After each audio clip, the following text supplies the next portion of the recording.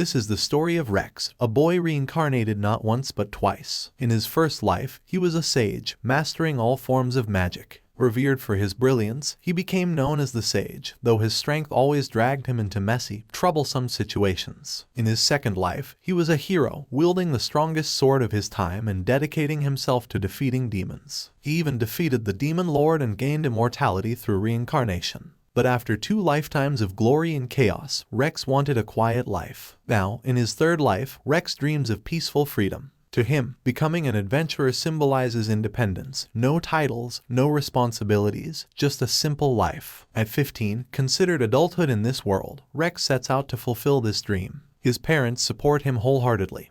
His father is confident in Rex's abilities, and his mother tearfully reminds him he could always come home if things get tough. With the entire village cheering him on, Rex embarks on his journey. Not long after leaving his village, Rex realizes the nearest town, Taogai, is a half-day walk away. Impatient and excited, he uses magic to speed things up. Floating in the air, he scans for the town's direction but notices something moving below. Curious, he descends to investigate and spots a green dragon, a formidable creature most adventurers wouldn't dare approach. To Rex, however, it's the perfect warm-up for his new life. The dragon, focused on something else, doesn't notice Rex until it's too late. Rex beheads the beast in a single, effortless slash as if cutting through butter. Without a second thought, he harvests the dragon's body and stores it in his unassuming magic bag, enchanted to hold anything regardless of size. With the job done, Rex resumes his journey, unaware of the lives he just saved. From another perspective, a knight in shining silver armor watches in stunned disbelief. His name is Leo, and he had been escorting a royal carriage through the forest when the green dragon attacked. Fully aware that even an army couldn't defeat such a monster, Leo had resigned himself to a hopeless battle to buy time for the princess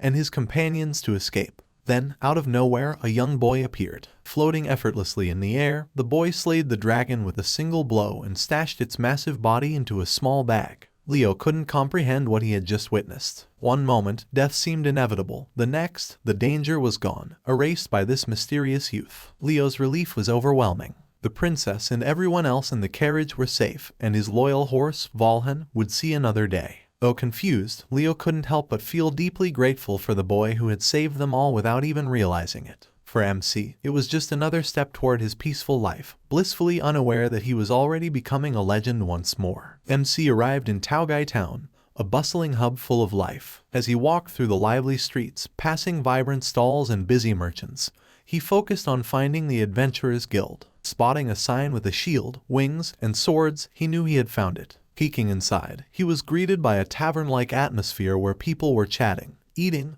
and boasting about their adventures. Excited, MC hurried to the reception desk, only to find a long line. A tall, scar-faced man, Garand, noticed MC's nervousness and struck up a conversation. MC enthusiastically shared how he had traveled from a mountain village, surprising Garand with his cheerful recounting of such a long journey. When the line cleared, MC reached the front and was greeted by Elma, the guild receptionist. Elma handed MC a registration form, praising his neat handwriting and joking about hiring him as a scribe. MC laughed but insisted on becoming an adventurer. After completing the form, Elma explained that he needed to pass a reality skill test. At that moment, a man with a commanding aura stepped forward, offering to oversee Rex's test. The man, Org, was an rank adventurer, and his presence silenced the room. Elma reluctantly agreed, knowing Org's expertise would be invaluable. Before starting the test, MC remembered he needed to sell some items for money. With permission, he reached into his bag and casually pulled out a green dragon. The room fell silent as everyone stared. Even seasoned adventurer Org broke into a cold sweat and questioned MC about the dragon, confirming it was his kill. Realizing the boy had defeated a green dragon alone, Org immediately declared MC had passed the test. MC, confused, asked Elma for confirmation. She hesitated but agreed, explaining the test was unnecessary for someone with his abilities. MC beamed excitedly as Elma handed him his registration card and explained guild policies. However, trouble arose when MC learned the guild couldn't afford to purchase the dragon. Assuming green dragons were common, MC feared he had wasted his effort. Elma clarified that the dragon's perfect condition made it extraordinarily valuable. In tears, Rex admitted he was broke and needed money for food and shelter. Seeing his distress, Org offered to pay for MC's meals and lodging for the night. Grateful, MC gave Org a dragon gill as thanks, and Org reluctantly accepted.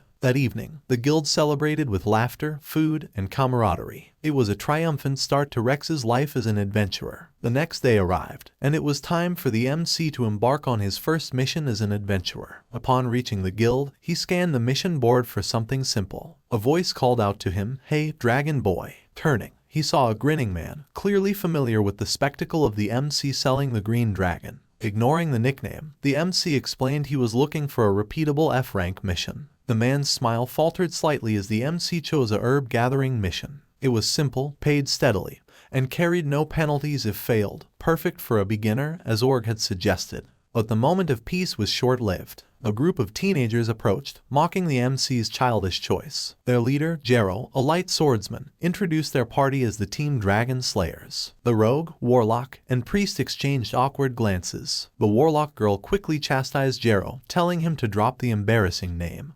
But he insisted it was fitting. He then invited the MC to join their group, urging him to take on daring missions like monster exterminations to gain fame. He was completely unaware that the MC was the Dragon Slayer he hoped to surpass. As Jero bragged about the rumored strength of the Dragon Slayer, he faltered when he realized the MC was the one who had slain the dragon. The group's demeanor shifted, and Jero sprinted off, leaving his embarrassed teammates to apologize for his antics. With the awkward encounter behind him, the MC set out for the forest to gather herbs. The task felt nostalgic, reminding him of home, though now it was for profit. As he collected, he made sure to leave the roots intact, ensuring they would regrow. Soon, he had enough to repay Org for his earlier help. As the MC prepared to return, the forest fell eerily quiet. Sensing danger, he leaped into the air for a better view. In the distance, he saw a herd of agitated evil boars chasing a group of young adventurers, Team Dragon Slayers. Realizing he couldn't use large-scale magic without risking the group's safety, the MC sprang into action.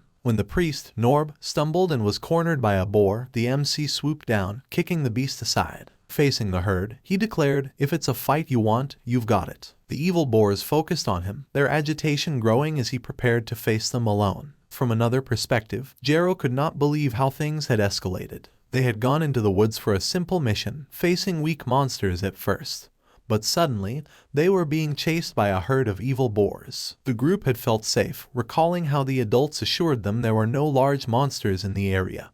But now they were being hunted like prey. During the chase, Norb tripped on a tree root and injured his knee, making him unable to get up. As the boars closed in, Jero feared the worst and instinctively shut his eyes, bracing himself for the inevitable. Then, out of nowhere, a teenage figure appeared. Stronger than Jero, the boy moved swiftly, healing the wounded girl with ease. He told her to move back and took control of the situation. Without chanting, he used binding magic to restrain the boars, leaving the group stunned. To him, it was simply efficient, no need for incantations in the heat of battle. With a swift motion, the boy summoned a magic sword, drawing lightning from the sky to finish off the evil boars. Afterward, he checked on the group, and though they were still in shock, they managed to respond. Jero, grateful and amazed, thanked the boy and asked his name. The boy introduced himself, and Jero, in awe of his abilities, immediately began calling him brother and asked if he could become his apprentice. And just like that, MC found himself with his first apprentice, something he had never planned for.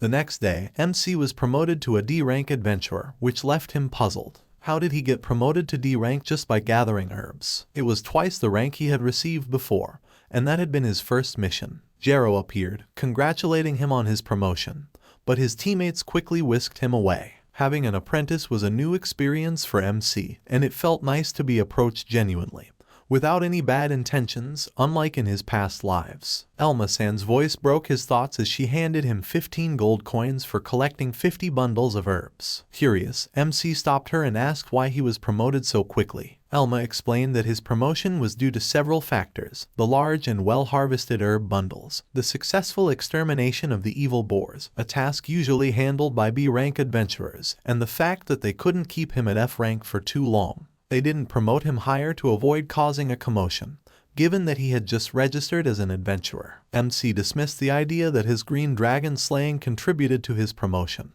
calling it just a green dragon. Elma was left bemused by his detachment from reality. The preservation of the boars was also considered valuable, with one boar earning him 1,000 gold coins. MC was stunned, his face pale as he quickly calculated the amount in his head. Still in disbelief, he asked Elma again, and she confirmed it. She also mentioned that he had been invited to dinner with the feudal lord, which MC flatly declined, leaving Elma at a loss for words. Meanwhile, MC's dragon was the talk of the noble circle. Sir Leo's account of the dragon's defeat had everyone in disbelief. The discussion shifted to MC's magical items, which were kept in stunningly beautiful condition, sparking even more intrigue. Today, MC chose to take a ditch cleaning mission. Elma-san said that it's not even considered a mission at this point but as a punishment.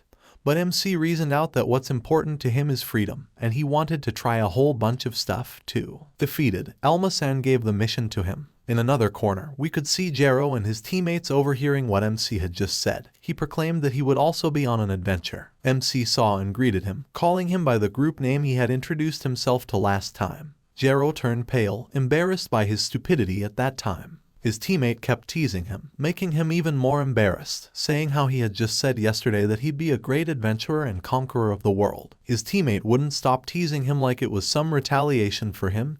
Payback time. When MC was asked about his mission for today, Jero was left shocked and dumbfounded, the same way other people were the last time when he said he had taken up ditch cleaning. A few moments later, another team member introduced herself officially. It was Norb, the priestess, and she complimented him for his ability to heal. The other members then introduced themselves as Mina, the witch, and Meguri, a thief. Shortly after, Jero showed a genuine interest in what he would do doing ditch work. With that, he told the story of Rygard the great swordsman and how he wanted to experience what he went through.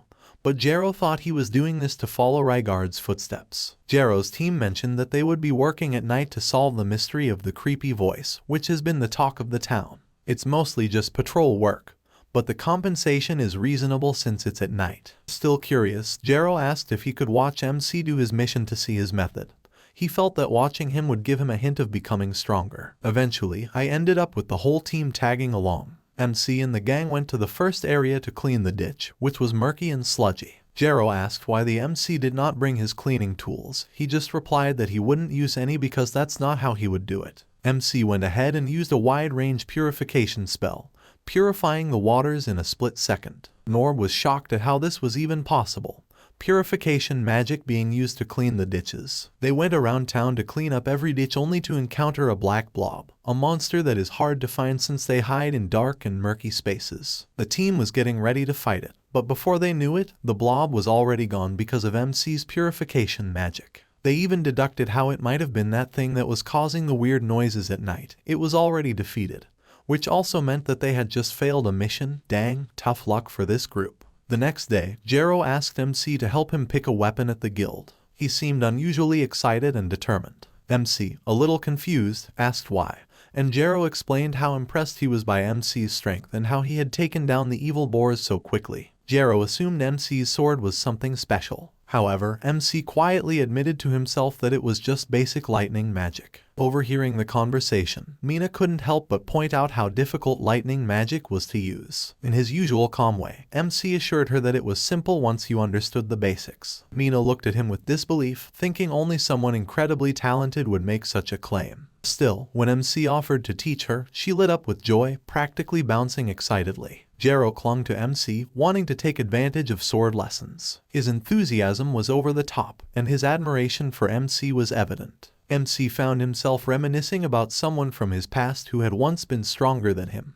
After some coaxing, Jero cheered loudly, overjoyed at finally getting a lesson. The group eventually headed to the weapon shop, which Jero claimed was the best in town. Inside, MC's attention was drawn to a man inspecting a sword. The man mentioned the price, and MC was shocked by how expensive it was. Hearing that the famous Gordov made it, MC decided to take a closer look. After examining it, he bluntly thought it wasn't very good. Jero was horrified to hear MC criticize a Gordov weapon, but before anyone could react further, Gordov himself stepped into the conversation. Still unaware of who he was, MC pointed out every flaw in the sword. MC was embarrassed when Gordov revealed his identity but stood by his observations. Instead of being angry, Gordov laughed and praised MC for noticing details others ignored. Norb raised concerns about people using low-quality weapons in dangerous situations, but Gordov dismissed the worry, saying beginners didn't need top-quality gear yet. Norb, still skeptical, questioned if all the weapons in the shop were subpar. Gordov, with a confident grin, challenged the group to find the one good sword hidden among the others. Everyone eagerly took up the challenge but failed to find the real weapon. When it was MC's turn, he picked a dusty, plain sword that others had overlooked. He explained why it was the right one, and Gordov, impressed, confirmed his choice. Keeping his promise, Gordov offered the sword to MC, but MC asked to give it to Jero instead. Jero and Gordov were both surprised by this decision. Gordov, still skeptical, demanded to see MC's current weapon. When MC showed it, Gordon was stunned. The craftsmanship far exceeded anything he had seen, and he immediately asked who made it. Upon learning that MC had forged it, Gordov dropped to his knees, begging to become his apprentice. MC, though reluctant, agreed, finally calming the situation and earning himself a new student in the renowned Gordov. The next chapter opens with a sharply dressed man wearing a monocle, radiating an air of sophistication. His name is John, the butler to Viscount Grimoire, and he's on a mission. The Viscount had invited the MC, the dragon-slaying adventurer, to dinner, but the MC turned him down. So now, John is here to sort things out himself. Hearing that the MC just left the guild for a quest, John's excitement gets the best of him, and he quickly heads toward the guild. He envisions himself meeting the legendary adventurer, and his pace picks up as he nears his destination. Upon reaching the guild, he spots a crowd, figuring the MC must be in the middle of it. But instead, John's eyes are drawn to a man showing off his shiny armor. Wow, what a show-off, John thinks to himself, immediately assuming this must be the Dragon Slayer. But of course, it's Org-san, not the MC. John introduces himself as the Viscount's butler, and when he points out Org-san's impressive armor, he compliments it, suggesting even a novice could tell it's top tier. Org-san, flustered but proud, starts to show off, further inflating his ego. In the excitement, Org-san mentions he's the Dragon Slayer, and John, without a second thought, jumps at the opportunity. He offers Org-san a position as a knight for the Viscount, along with a fancy dinner invite. Org-san, flattered by the offer, accepts without hesitation. John, confident that he's found the perfect adventurer, walks off, proud of his work. He never even thought about checking if Org-san was the right person. The misunderstanding couldn't have escalated faster. Meanwhile, the real Dragon Slayer, the MC, is nearby, having a casual conversation with Jero, who's sulking. Jero grumbles that it should have been the MC receiving the knightly offer, but the MC calmly reassures him that Org-san was likely chosen for his abilities. Jero, unconvinced, argues it's only because of the armor. In the MC's mind, however, the armor wasn't anything special. It was just a product of Gordov-san's techniques, with Org-san only agreeing to wear it because he could keep it for free. Jero's confusion about the MC's lack of understanding of such matters grows, but the MC shrugs it off. To change the mood, the MC suggests they take on a subjugation mission as part of their training. The group heads to a nearby field, where the MC decides it's time to teach the basics of magic. He explains that everyone has mana and can use it with proper focus. To demonstrate, he casually punches a boulder into rubble using body-strengthening magic. His display leaves the others stunned. It's easy, the MC says, as though it were the most natural thing in the world. He goes on to explain that magic doesn't require fancy spells, it's all about circulating mana within the body. Jero nods along, pretending to understand, but Mina immediately calls him out for faking it. The training continues. The MC observes the group, noticing that while Norb and Mina can sense mana, they're struggling to control it. Meguri seems like she might be the first to master it, while Jero hasn't shown any signs of mana manifestation at all. Jero, frustrated and beginning to doubt himself, is reassured by the MC. The MC recalls his old master's words, it's all about having the right mindset and fighting spirit. Taking a different approach, the MC asks Jero to recall how it felt when Norb healed him. That sensation, the MC explains, is mana. Jero tries again, and this time, he's able to manifest mana. The group cheers, happy for Jero's success. However, Jero, ever the worrywart, jokes that they should have been more concerned about him blowing up before congratulating him. We can see Jero-kun enthusiastically sporting the new magic trick he learned. MC got complimented for his amazing skill in teaching, while Meguri was measuring out how strong they had become, a rank higher, or even more than that. Curious, Mina asked why Jero exploded earlier. MC explained that it was because he accumulated too much mana and likened it to a leather water bottle bursting if too much water was put into it. If too much mana is accumulated, then you also have to have an exit for it, and that is also the theory behind the magic without incantation. Shortly, Norb-kun pointed out how Jero was not moving anymore. MC looked at Jero's lifeless-looking body on the ground. Well, that's what happens when you get too carried out in using magic right after you learned it. MC said he should be fine once he has rested. However, 3 of them collapsed one after the other like flies. In another frame, Viscount Grimoire has finally arrived at his mansion, taking home what he wanted, the dragon core. But it did cost him an unnecessary amount of money. It was necessary to increase the accuracy of Celia, his daughter's foresight. It is said that the girl's foresight is very accurate to the point where it truly affects the management of the Viscount's territory. The Viscount then asked for updates regarding the matter of the Dragon Slayer, but John assured him that they had arranged a meeting with the adventurer already, and all that was left was to negotiate with him. The Viscount mentioned a disastrous event that his daughter foresaw, and the series of events where strong monsters appeared only proved that in a matter of time, it was going to happen. Those things couldn't happen in a short span of time. Therefore, he feels that something is truly happening in their land, and they cannot afford to lose this man to another nobleman. A few days later, his daughter Celia reported to him her foresight, and she said she saw a group of monsters she had never seen before covering the land.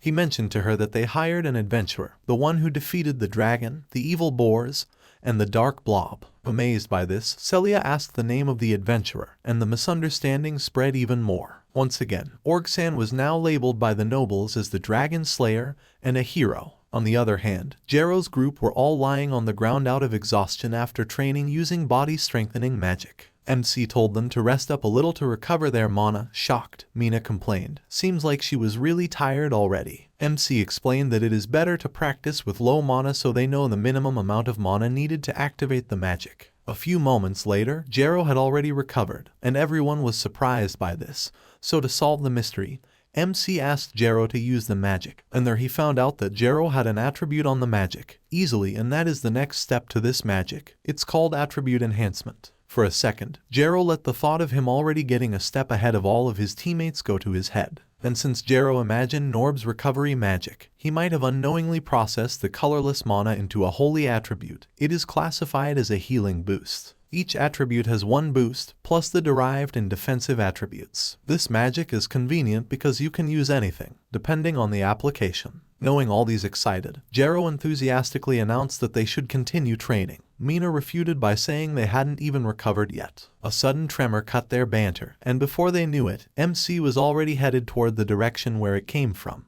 And there they saw a cursed viper. It was a monster from the demon world. It wasn't supposed to be here. Jero remained positive, saying they should defeat it. Still, in a serious tone, MC negated his suggestion because, as its name suggests, you will be cursed with evil magic just by touching it. Plus the miasma it releases will damage you. It kills its target after weakening it. And even on its own, without the curse part, it is already very powerful. Knowing that the Viper would still catch up with them before they go to the guild to report this, MC decided that he alone would intercept the monster. He then enveloped himself with a holy boost since it repelled the curse, and just like that, he sent the Viper flying. And everything was over. Worried, Norbkun asked if the threat of monsters from the demon world would already be gone. But even the MC was not sure about it. There might still be some of them out there, and there might be a gate that connects to the demon world, and that it must be hidden inside a barrier. MC declared that he would destroy the gate and collect the materials from the Viper along the way, then flew out. Once again, Jero is drowning in admiration for the MC. He almost looks as if he is in love with him, honestly speaking, but in a split second, they feel a chill run down their spine. It was an ominous aura, and there they saw a silhouette of a man with wings, horns, and claws. They tried to run, but their feet were stuck to the ground, frozen by the ridiculous mana that paralyzed them. If they stayed in place, they would surely die. Just as the mana surged forward, Meguri kicked them free, allowing them to move, but in doing so, she took a blow and was injured. The demon appeared, ranting that it was impossible to kill them all in one strike. Its hideout within the barrier had become meaningless, so why not just finish them off? The revelation that demons existed shocked the group, but the demon was enraged. He raged at humanity for erasing his kind from history after they had been repelled in the past. Realizing they were stalling for time, the demon prepared to annihilate them. Before he could strike, Jero leaped into action to intercept him while Mina launched a fire lance. Yet, it didn't even scratch the demon. As punishment, he hurled a concentrated mana ball, one that followed them wherever they moved. With no other choice, Jero threw Mina into the air, confronting the demon alone. Confident that he would die before even touching the demon, he was taken by surprise when his punch landed, sending the demon flying. It turned out they had a plan. Norb cast defensive magic, and with body strengthening and healing spells, Jero managed to stand his ground. Though his body ached, they were still alive. The demon was angry at being struck by a mere human and threatened to kill them all. Jero smirked, knowing that he had bought enough time for the MC to arrive. And just like that, the demon suddenly flew in the air, punched by the MC in surprise. The battle wasn't over yet. The MC anxiously awaited the demon's return, dreading for the safety of his team. He quickly healed the group and warned them to stay back. While Jero wanted to assist, he understood that he would only be a burden and trusted the MC to handle it. With a confident smile, the MC assured him, "Leave it to me." As expected, the demon returned, more furious than before. The MC taunted him, provoking him into charging. The demon charged, and while the MC assessed his abilities, he realized the demon was only a low-class type, not particularly powerful. However, his true concern was the growing dark hole behind the demon, an opening to the demon world. Thinking quickly, the MC decided to eliminate both the demon and the gate in one strike. Drawing his magic sword, the MC unleashed Dimension Break, a powerful technique that tore through space itself, bypassing all defenses. In an instant, the demon was sliced in half and the gate was destroyed. The battle was over before it had even truly begun. Jero's team, no longer shocked by the MC's feats, exchanged knowing glances. They knew that no one would believe their incredible stories. Back at the guild, Elma-san greeted the MC with news of his spoils from previous hunts. The payment had arrived, and because it was such a large sum, Elma-san opted to deliver it in private to avoid stirring up trouble. Jero protested, eager to see the amount, but Elma-san silenced him with a stern smile, leaving him embarrassed. The MC, however, invited the team to join him, knowing they'd ask about it later. Elma-san, surprised, led them to a private room where she revealed 2 bags, a large one and a small one. The smaller bag contained 20 platinum coins, each worth 10,000 gold. The amount left the team in shock. Elma-san explained that the larger bag contained the change after deducting the guild's fees, and she eagerly urged the MC to bring more high-ranking monsters for sale, her eyes gleaming. The MC mentioned another item, prompting Elma-san's eyes to light up even more, but the team quickly warned her about the Demon World monster. The MC reassured them that the cursed viper would not release any curses after death. However, when Elma-san realized the creature came from the Demon World, her face turned pale. "A Demon World monster," she shrieked, her voice likely echoing through the guild. Meanwhile, at Viscount Grimoire's mansion, Celia reported that the future she had foreseen was now gone. Relieved, Viscount Grimoire shed tears. The family gave all credit to Orc-san, suggesting he should be rewarded and that it's only a matter of time for him to be promoted to S-rank adventurer. As a result, the misunderstanding grew even deeper. Elma-san almost fainted on the information they dropped like a bomb. Elma-san then tried to remember where she heard about the cursed viper, but failing to do so, she called for the guild master, whose name was Barclay-san, a former A-rank adventurer. When the guild master arrived, Elma-san reported to him what just happened. It was like dropping a series of bombs, revealing the occurrence of the cursed viper, which the guild master almost called out for an emergency request until it was revealed to him how it was already defeated. Then the sighting of a demon and the occurrence of the demon gate, all of which almost made him faint. Things escalated quickly, shocking him, and they also subsided quickly, which shocked him even more because everything was already over before it even got to him. The guild master asked for evidence, the remains of the demon and the demon gate, so that they could give it to the government to convince them to ready an army. But sadly, the MC had already left them in another dimension, leaving no traces of them here now. MC offered to let the guild master see the corpse of the cursed viper, to which he then agreed. But first, they must go to the disassembly plant to ensure it isn't just some mutated viper. Upon arriving at the place, MC pulled the cursed viper from his magic bag, which once again shocked the guild master, thinking that the magic bag was a lost item. But MC said it was normal for their village to have at least one.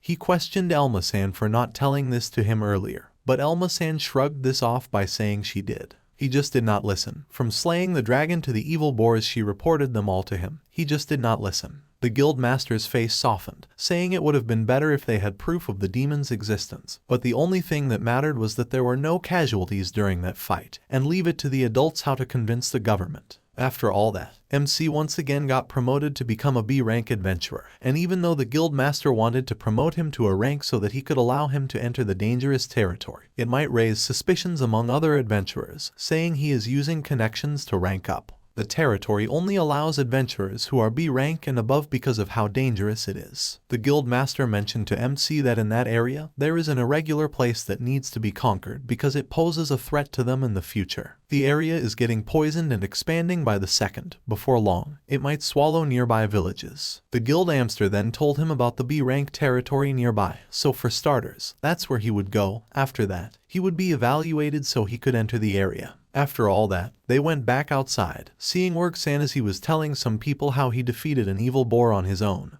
MC commended him for it. What Org-san defeated was a boar child. Their parents are usually with them, so for Org-san to find one is truly amazing. Plus, a grilled boar child tastes good. Org-san also bragged about how he needed to get ready to go to a banquet with a noble. The MC was amazed once more because if it was him, he would find it troubling and reject it. Org-san confidently announced that drinks were on him that night. We can see Jero crying loudly by the gates of the town. Today is the day that the MC will leave for his mission so that he can be evaluated as a B-rank adventurer. Mina was scolding him to stop whining about the MC leaving. Seeing this, the MC thought that they looked like they were siblings. MC challenged Jero to rank up so that he could go with him.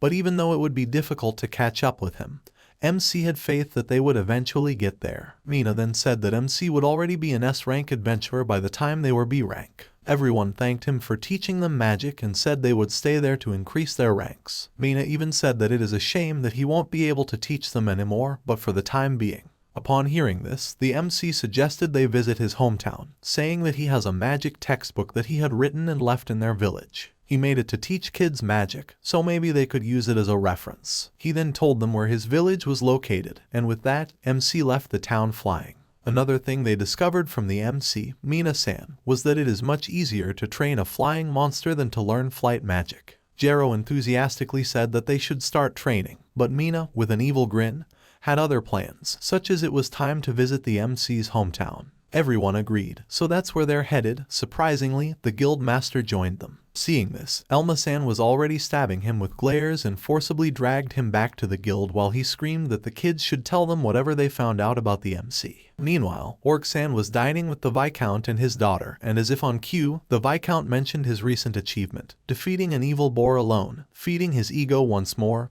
praising him. The Viscount mentioned how he defeated the dragon and the large sum he received from auctioning the evil boars. Confused, Org-san asked them what they meant by that. Finally, the time has come to clear up the piled-up misunderstanding. Org-san said that it wasn't him, it was another adventurer who had done the said deeds. There was an awkward moment of silence between everyone at the table. John was put in the hot seat. His wrong judgment had finally surfaced. He brought the wrong adventurer. MC arrived at the bustling town of Hexi, known for its proximity to the dangerous demon beast forest. Near the forest, he spotted flashes of light and fire magic, a stark reminder of the perilous monsters within. His first stop was the Adventurers Guild, where he stepped into a lively, tavern-like space. While searching for the quest board, MC noticed a group of kids before spotting a promising B-rank quest. Before he could take it, a beautiful woman scolded him, saying those quests weren't for low-ranked adventurers. Surprised, MC explained he had recently ranked up to B rank, which earned an apology from the woman. She introduced herself as Liliera, a seasoned adventurer from the area,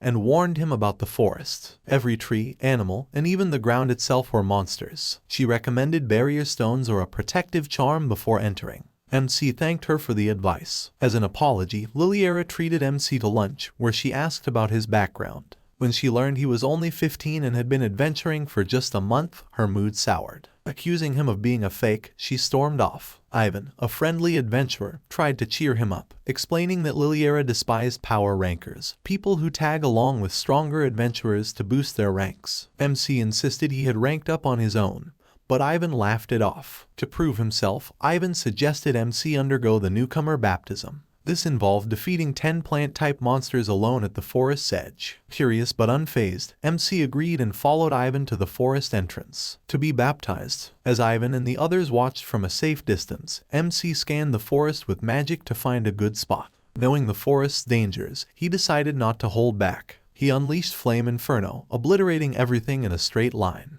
The sheer power left Ivan and the others stunned. When asked what kind of magic that was, MC casually called it weeding magic. His display earned him instant recognition as a true B-rank adventurer. The guild members praised his abilities, joking that with MC around, they wouldn't have to worry about the forest expanding. They even teased about him being their go-to forest weeder. Despite this, Liliera remained upset, with Ivan suggesting that bringing back valuable materials from the forest might change her opinion. The next morning, Mauricia, the assistant to the guild leader, approached MC with an urgent request. She explained the forest was snowballing and threatened to consume the town. Based on his fire magic reputation, she asked him to slow the expansion by burning the forest's edges in sections. Instead of money, his reward would include a higher rank. Seeing the benefits, MC agreed to take the job. Later, while looking for another quest, a drunk Ivan advised him to focus on animal-type monsters for easier battles. Taking the advice, MC selected a quest to exterminate a forest wolf, preparing for his next challenge. Ivan and his friends were casually talking about their night when they noticed how the trap plants were now trimmed off, making their jobs easier. A few hours ago, MC was inside the forest fighting trees. It was indeed him who trimmed the forest. Following Ivan's advice seemed inefficient for the MC, so he decided to burn the trees around the area, making a clear area for people to walk by safely. MC then thought he should make one that leads back to the city. After that, he proceeded to find the forest wolves at his request. And as if on cue, MC heard a howl. He looked around the area to find where the sound was coming from, and there he saw silhouettes of wolves and a few people.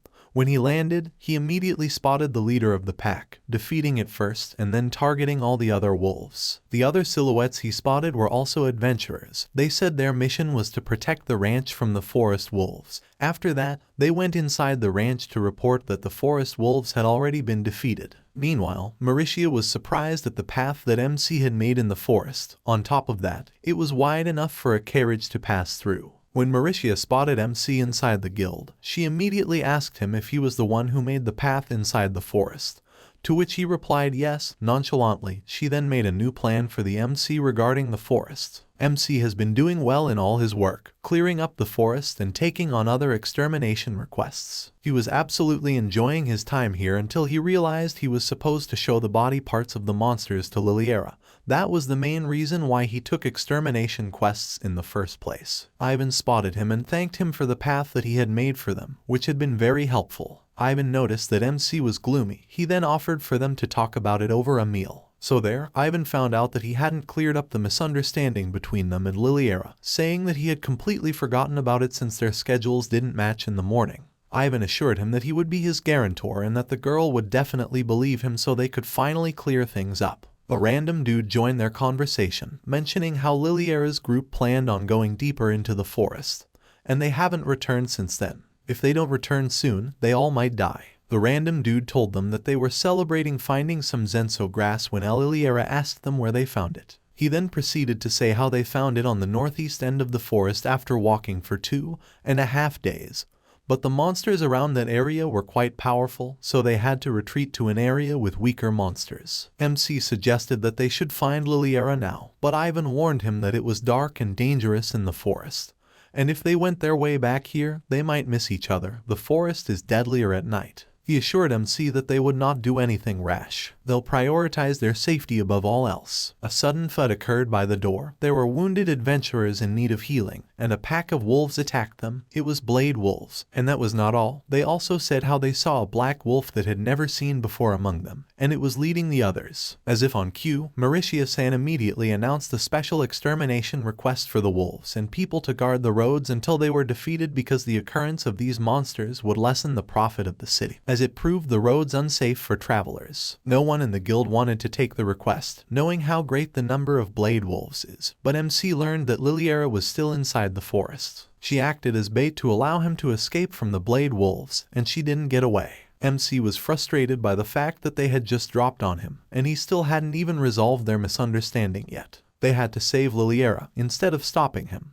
His friends from the guild decided to join him in finding Liliera. MC was deeply moved by this gesture. After a quick preparation, they immediately headed towards the forest, and MC headed straight through, ignoring all the monsters in the forest. Shortly, bears appeared out of nowhere. MC said he would defeat them since it was faster. That way, in a flash, everything was over. Tons of monsters appeared, and once again, MC was overpowering all of them. At that point, Ivan and his party questioned whether they were even needed here. MC went straight ahead, worried about Liliera. MC detected the presence of the blade wolves, and that's where he headed. Then, he felt the presence of Liliera-san. Recapping what happened to Liliera, their barrier was first breached, and then a random wolf injured their archer. Thinking of a better solution at that moment, Liliera used herself as bait for the blade wolves, making it safe for the others to flee. Desperate, Liliera promised she wouldn't die, not now that she had finally found the Zenso grass. She just kept running until she got severely injured, completely surrounded and helpless. She couldn't help but cry, and just as she thought it was the end of her, MC appeared to rescue her. Seeing how severely injured she was, he immediately used healing on her and put up a barrier around her as he finished off the remaining blade wolves. And there, he saw the mutated monster. Some monsters kept attacking Liliera-san,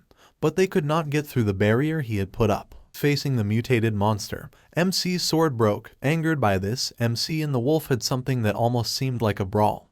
He cut the thing's head using its own blade, which was surprisingly sharp. And just like that, the MC won again, saving Liliera-san, who was holding her tears at the moment. Liliera-san felt guilty about what she had said to MC a few days ago, but MC was relieved to see her safe because that's the main purpose of his being here, to save her. MC said he came to save her simply because he wanted to save her, and that made the girl cry even harder. Confused, MC tried to make her stop crying when all of a sudden, Ivan-san and his troop arrived, telling MC how they saw everything that had just happened. But before they left, Ivan-san faced him, saying that it was his responsibility to console the girl. With that, Liliera-san kept crying till dawn, and he was the one who carried her back once she had fallen asleep. After that, the misunderstanding between MC and Liliera has finally been resolved. MC was enjoying his lunch when Liliera-san came and asked to talk to him for a second. MC then innocently offered her to take a seat, saying it was expected since it was already lunch.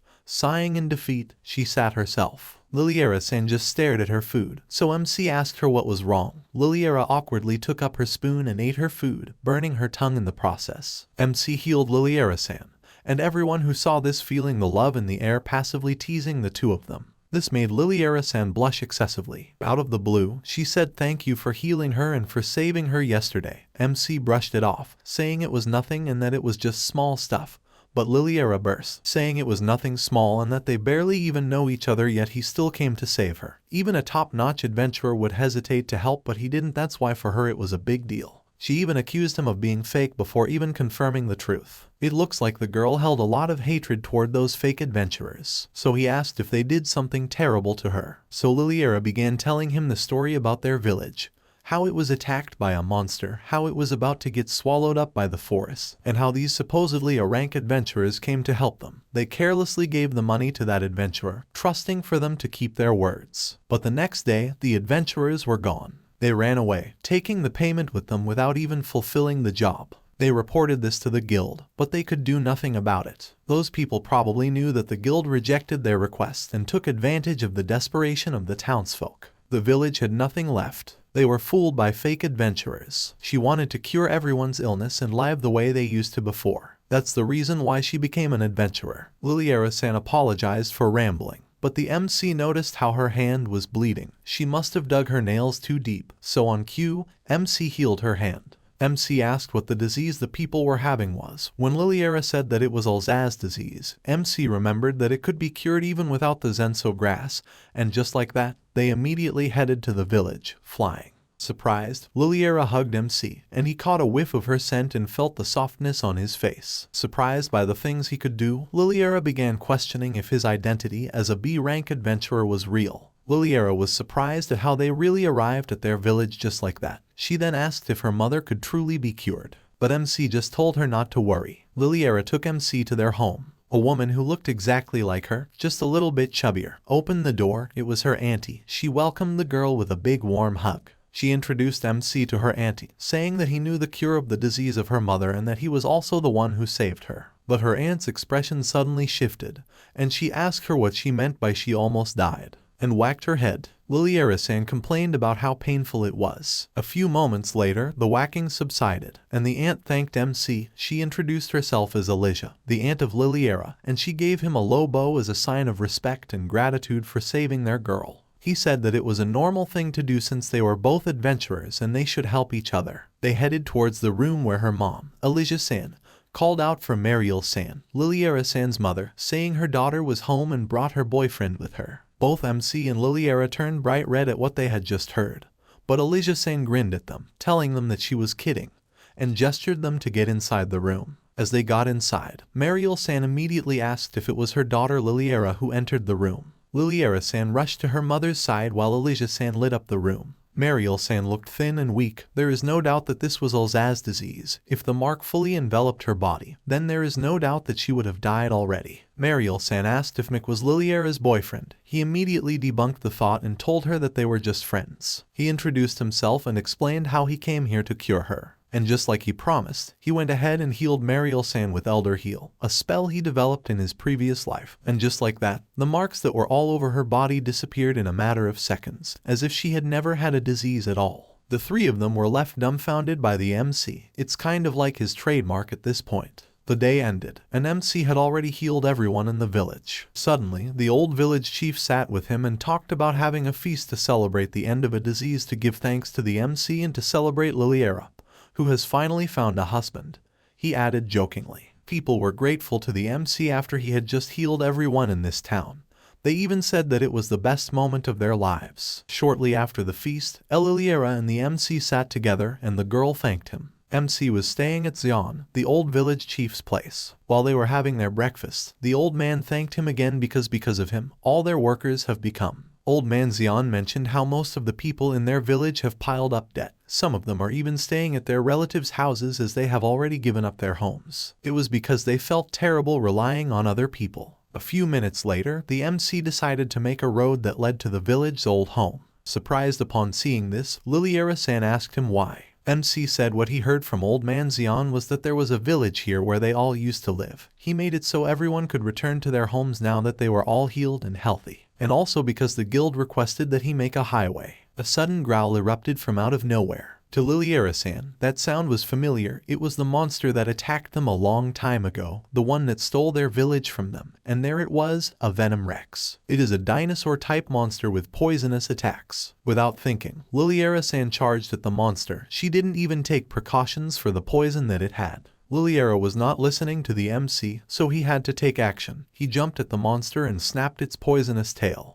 The next morning, it was time for the MC and Liliera to leave. The villagers, led by Elijah, tried persuading them to stay longer. The MC, however, explained that his duties as an adventurer required him to report the defeat of the mutated monster. Liliera, blushing, added that she also had loose ends to tie up, friends to visit, and debts to repay. Despite his attempts to convince her to remain with her mother, Liliera's mother encouraged Liliera to live freely, visiting whenever she pleased. With that, the MC carried Liliera using flying magic, and onlookers were amazed by it. Upon reaching Hex Town, they parted ways, Liliera to reunite with her friends and the MC to report to the guild. At the guild, Ivan teased the MC about eloping with Liliera. Though flustered, the MC clarified their situation. Their banter ended when Mauricia arrived, and the MC reported the monster's defeat and the village's revival. To confirm his claims, he presented the monster's corpse and requested to keep its blade for personal use, a request Mauricia approved. Inside the reception room, the MC shared his plans for the post-town. Mauricia, while intrigued, raised concerns about defending the area from frequent beast attacks, noting that only B-rank adventurers or higher could handle such threats. The MC proposed a permanent barrier, a lost magic, shocking Mauricia. When asked if he could use such magic, he confirmed this with an innocent smile. Instead of answering a series of questions, dropping one after the other, he just jumped right in, explaining that creating the barrier required specific materials and a core, which they luckily found within the mutated monster. The MC suggested using it to erect a barrier for the post-town. A few days later, with backing from both the guild and the country, construction of the post-town began, ensuring Liliera's village a prosperous and secure future. Now we see the story from Mauricia's perspective. She was called out by the MC saying there was something he would say to him. She had already expected that it was beyond common sense. This was something she did not expect. Building post-town inside the village, then putting up a permanent barrier. With a series of unusual predictions and revelations by the MC, Mauricia wondered who he really was. But one thing was for sure, he was not someone they would want to make an enemy of. Mauricia realized that if he made an enemy out of this boy, bad things would happen to her. So instead, she just needed to get along with him and allow herself to support him. That way, she would benefit from him a lot more and stay safe. Mauricia then gave her word to leave it all to her. As MC left, she wondered if he already had a girlfriend. It looked like this woman had set her eyes on our MC, realizing that he has the potential to become a great man. Mauricia was about to invite our MC for dinner when Liliera-san appeared out of the blue and straight up invited our MC to eat dinner together, which the MC immediately agreed to, and with that, they left. Seeing the two of them sparkling together, Mauricia-san was blinded. She thought maybe it was time to think seriously about marriage now. The next day, Liliera and our MC were by the reception desk. They had decided to put up a team, and from then on, they could take requests that solo adventurers can't. The receptionist was fairly happy seeing a team composed of B-ranked adventurers since it's rare in Hexy Town. Liliera-san was excited since it was her finally settling into a team, and as if on cue, Ivan-san teased her for finally finding a partner since she always had to do things alone. For them, this was big news, and not to mention her partner is none other than our MC. Liliera's face turned bright red hearing what he said. Embarrassed, she kept rambling, panicking like a high school who got teased by her first boy crush, defending herself, saying the MC was just her savior, and she just returned the favor. But Ivan-san and the others kept teasing her, saying they were just wondering if it was normal to be on the same team to return the favor, and that maybe she just wanted to be with him. Liliera seemed like a kid having tantrums on the verge of defeat, defending herself from the teases and giving her the finishing blow. Ivan-san asked the MC how he felt about this team up, and he replied with a bright smile that he was happy about it. Hearing this, it was like everyone celebrated a win in a battle. MC looked at Liliera and told her, "Let's do our best together." With a warm smile, she felt as if her heart skipped a beat seeing the MC look at her and tell her those words, which made her heart happy. After registering as a team, the MC asked Liliera if her teammates were okay with her teaming up with him. She explained that they weren't a fixed team. They had only been working together to help her cure the Alzheimer's disease. Once that goal was met, they planned to part ways. Relieved, the MC smiled and told Liliera he had teamed up with her because adventuring with a friend was more fun than adventuring alone. He reassured her that she didn't need to worry about returning the favor. Their first request as a team was to eliminate Blade Wolves. The MC remarked that this quest wouldn't be as challenging as the last one. However, Liliera suddenly remembered she didn't have a weapon.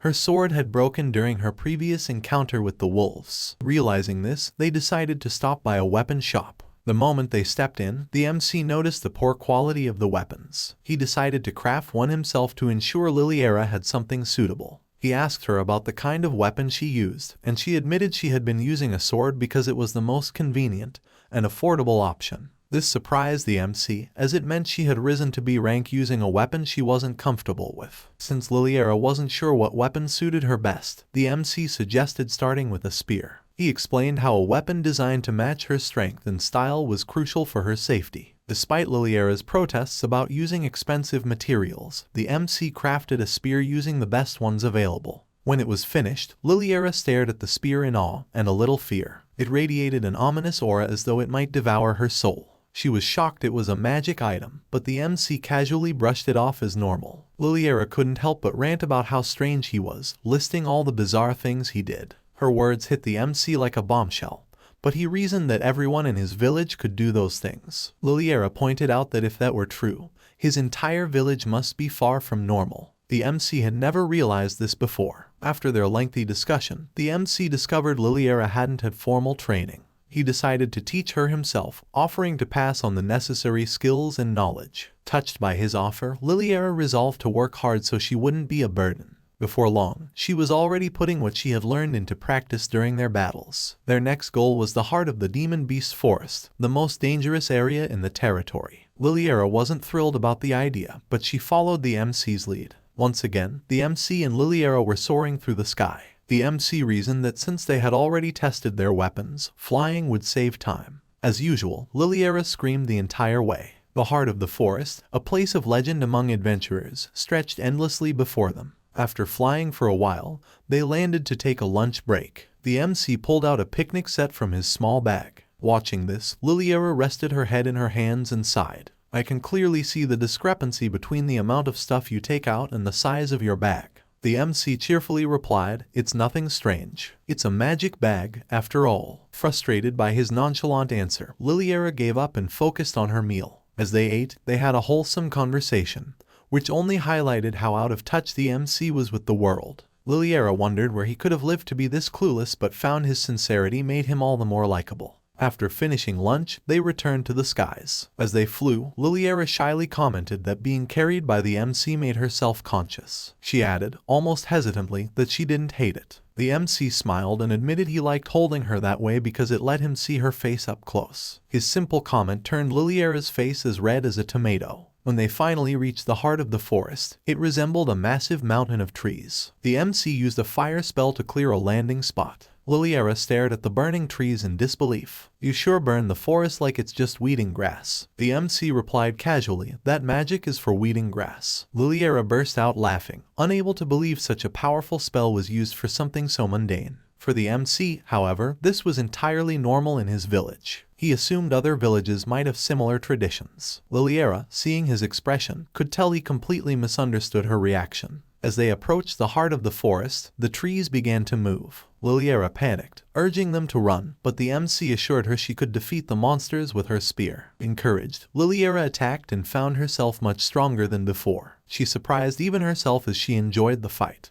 The MC joined in, but suddenly the ground trembled. The plant monsters froze, trembling with fear. The MC turned, sensing an overwhelming presence. The Lord of the Forest had arrived. The ancient plant, the ruler of the demon beast forest, loomed before them, the source of all the chaos. The ancient plant was a legendary S-rank monster, but as always, the MC had his own unique perspective on rankings. In his past life, he had faced this kind of monster before, but never one this enormous. This was the first time he'd seen an ancient plant grow to such an extraordinary size. Liliera-san, understandably alarmed, insisted that they report this to the guild. An S-rank monster is way beyond what we can handle, she argued. But before they could even consider retreating, the plant made its intentions clear. It wasn't going to let them leave peacefully. Faced with no other choice, they resolved to defeat it as quickly as possible. The MC, already analyzing the situation, began devising a way to take down the monster without damaging the valuable materials it held. With his plan set, he gently placed Liliera down and cast a barrier around her. Stay here, he said confidently. This will be over in no time.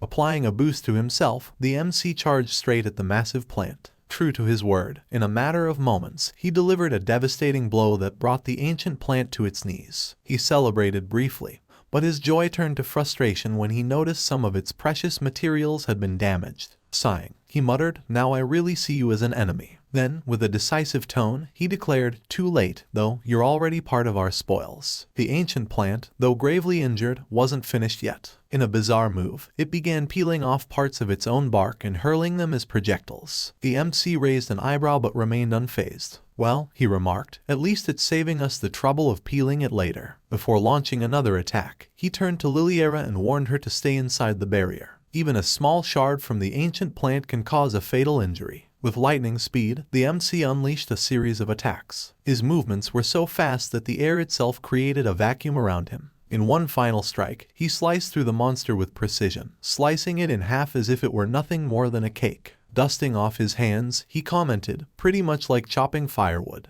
As the battle concluded, his magic bag activated, methodically absorbing every piece of usable material from the fallen monster. Liliera watched in disbelief. "At this point, I wouldn't even be surprised if you could fit the entire forest in that bag," she said, shaking her head. The MC grinned. "Not quite. It can only fit a mountain." Liliera, without missing a beat, declared, "I want one." After filling in the massive craters left by the fight, the MC announced it was time to head home.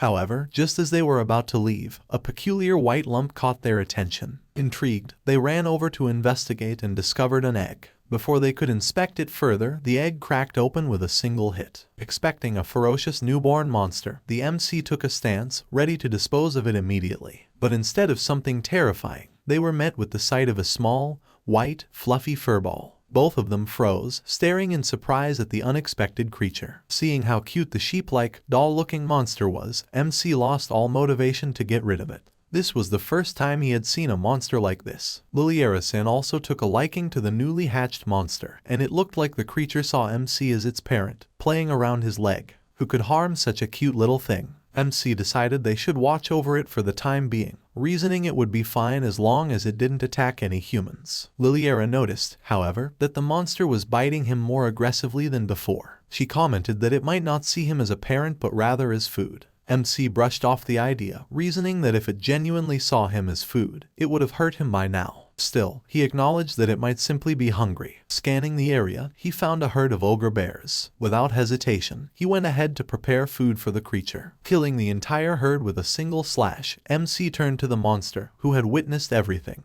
By the time he let it down, the creature had peed on itself in fear. From another perspective, the fluffy monster reflects on its first encounter. It believed it was destined for greatness, destined to be a king at the top of the food chain. When it first saw MC, it had tried to bite him, imagining him as its food. However, no matter how hard it tried, its bite couldn't even scratch him. Sensing the presence of other prey nearby, the creature noted a large number of ogre bears and assessed them as tough opponents. Before it could act, the man carrying it drew his sword and, with one swift motion, defeated the entire herd. Watching the scene unfold, the creature realized MC was far beyond anything it could comprehend and understood that the display was a grim warning of what would happen to it if it misbehaved. Overwhelmed, the fluffy monster peed on itself. After that encounter, MC and Liliera-san arrive at the guild, and they sell their materials to the guild. The receptionist asked him to pull out his materials on the table, but he said that it was too big and wouldn't fit there or even the dismantling facility, so he suggested that they should assess the material outside town.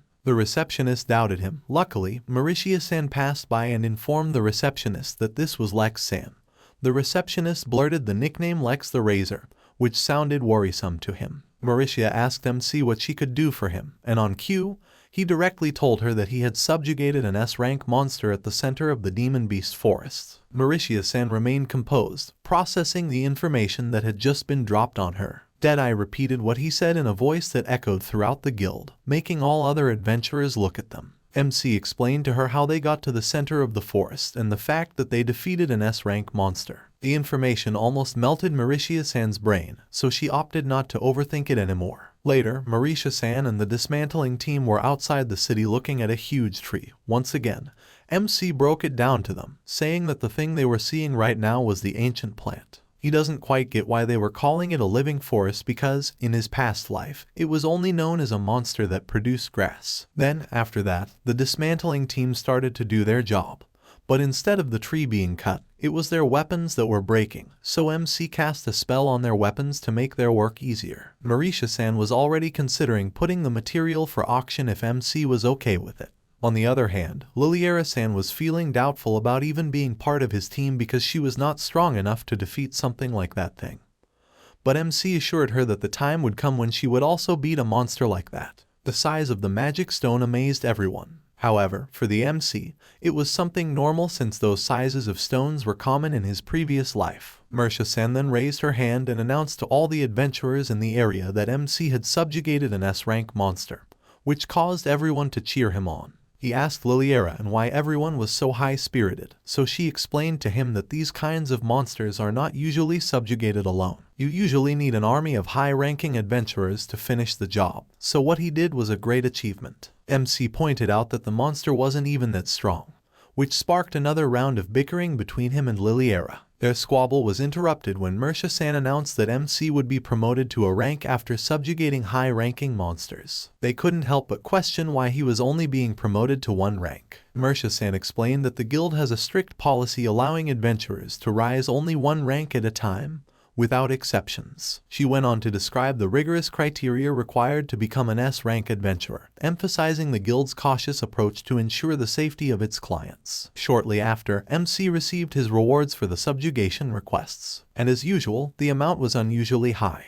However, some of the rewards were from Ivan-san's team, who had submitted additional rewards on MC's behalf, teasing that he was too busy flirting with Liliera to handle it himself. The total earnings reached an impressive 65-70 gold coins. The amount had overwhelmed Liliera to the point where her brain seemed to shut down, leaving her in a dazed state as her thoughts wandered way up in the clouds. Later, during dinner, the lively atmosphere didn't extend to Liliera, who looked unusually gloomy. She hesitantly asked MC if he thought she was just a burden to him, admitting that she felt like she could do nothing and was little more than a liability. Instead of giving up, however, she gathered her resolve and asked MC to train her so she could become strong enough not to hold him back. She declared she would do anything to achieve that goal. Moved by her determination, MC promised to train her into a first-class adventurer. The promise stirred memories of his past life when he had said those exact words to his teacher and endured training so grueling that he regretted his decision. An evil grin spread across his face as he realized it was his chance to make someone else experience the same experiences he had gone through. It was as if the universe had handed him the perfect opportunity for payback. Liliera recalled how her life was before. She was looking for a way to help her mother and the people in their village.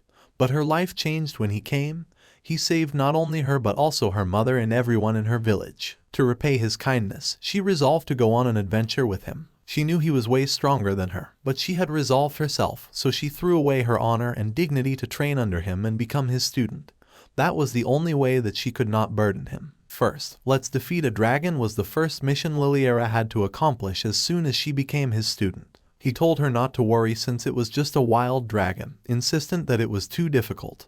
MC showed his new disciple how to defeat a dragon easily, and that she only had to cut its neck. But she didn't budge, so he gave her a step-by-step tutorial. First, use projectile magic to make them fall because dragons usually fly, then attack it when it's falling down. After that, she needs to cut its neck. Liliera panicked at the fact that his training menu was too high level and would be her death before she even got the chance to be stronger. And even though she's a B-rank adventurer, she is actually on the weaker side. She's not known for her strength but for her ability to collect high-grade materials and sword skills. But instead of giving negative feedback or responding in the same depressive tone, MC stated that now is the time for her to pile up real battle experiences. They started by teaching her body strengthening magic, but even hours later, she couldn't get the hang of it. Their monster pet came up to the MC, asking to feel the healing magic after the MC cast a spell on it, and it converted it to body strengthening magic and attacked a monster nearby. Then it tried to kill MC and failed again. Liliera-san became frustrated because even a furball could quickly learn it, and still, she couldn't. The monster looked at her mockingly, looking like it was telling her that it was better than her, and it fired her up. After countless tries, she finally did it. Overjoyed, she jumped in and hugged MC, thanking him for teaching her how to use magic. Now, their next training would be to fight a dragon. Liliera was at the edge of the demon beast forest. MC was teaching her how to use countless magic while burning the forest.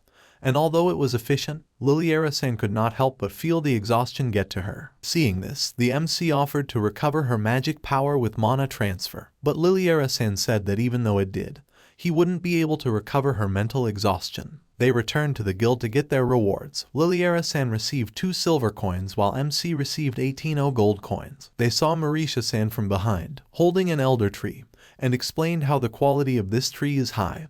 That's why it cost much to buy. And even the ancient plant, which was put out for auction, she heard that a particular person was looking for high-quality wood material, so it undoubtedly will be worth a lot of money. Eating, MC praised Liliera-san for learning fast. He mentioned how he wanted her to learn all 4 basic attributes, and there was still a long way to go. MC got up and gave her her share of the reward that they had given him earlier. Liliera-san was shocked by the gesture. MC said that they both defeated the elder plants before fighting the ancient plant, so she deserved that share. After a serious discussion about the rewards, the two finally made out how they should split it. Liliera-san asked what their future plans were since she had already fulfilled her goals and had no more reason to stay in town. Both have decided to move to another town once the auction for the ancient plant is done. Liliera-san happily held his hand and said they should buy new equipment for their journey. She mentioned how she had only been using the cheapest armor. MC was shocked to learn that she owned a set of armor because she hadn't seen him wear it.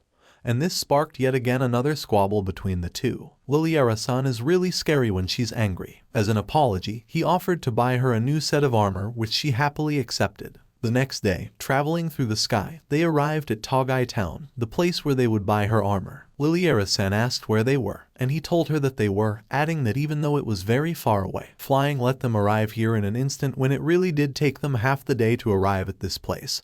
She even scolded him for traumatizing their little hatchling, recalling how they charged through a flock of wyverns. Frustrated, Liliera-san mumbled that he needed a lesson in common sense. After a light bickering, they went straight to Gordov-san's workshop. The MC called out for Gordov-san, not knowing who he was addressing. Gordov-san, initially irritated, calmed down when he recognized the MC. It had been a long time since they last met. When the MC asked to use his workshop, Gordov-san eagerly agreed, even going as far as closing his shop. He couldn't pass up the chance to learn something new from his former master. Liliera, confused by the interaction, asked why a dwarf called the MC master. The MC introduced them, and Liliera was stunned to learn that the legendary craftsman Gordov was actually his disciple. Gordov's attention was quickly drawn to the weapons they carried. Examining them closely, he was impressed by their craftsmanship. Curious, Liliera asked why the MC needed to borrow the workshop. The MC explained that Gordov's workshop was superior to any in Hexy Town. Gordov was flattered by the compliment, though Liliera looked annoyed. The MC retrieved a material called woodskin from his bag and began explaining its unique properties. Gordov asked about its usage, and the MC shared a detailed procedure involving body enhancement magic to process it effectively. He then demonstrated striking the material with precision. After hours of meticulous work, the MC completed an armor for Liliera. He tailored it specifically to suit her fighting style but wasn't satisfied with just that. He decided to paint the armor using a coating made from pearl snake pigments. He used magic to dry the paint quickly and added preservation spells to prevent deterioration. Once finished, it was time to test the armor. Gordov brought out his finest weapon and struck the armor using all his strength. To his amazement, it remained unscathed, further solidifying his admiration for the MC. Liliera, witnessing this, teased Gordov about his frustration. Gordov admitted he was indeed frustrated but felt it was only natural to lose to the MC. This shared sentiment fostered a quick camaraderie between him and Liliera. The MC handed Liliera the armor and encouraged her to try it on. She was surprised by how light it was compared to other armors she had worn, which made her question its durability. However, recalling the earlier test, she knew it was more than capable of protecting her. The MC added that he had imbued it with spells to enhance its durability, effectively making it a magic item. After finishing their work, the MC and Liliera thanked Gordov for letting them use his workshop. Inspired by the experience, Gordov promised to train hard so he could one day master crafting with the ancient plant material. With that, the duo departed. Months later, rumors spread in Tagai Town that Gordov's latest creation, armor harder than rare steel, was now available for sale.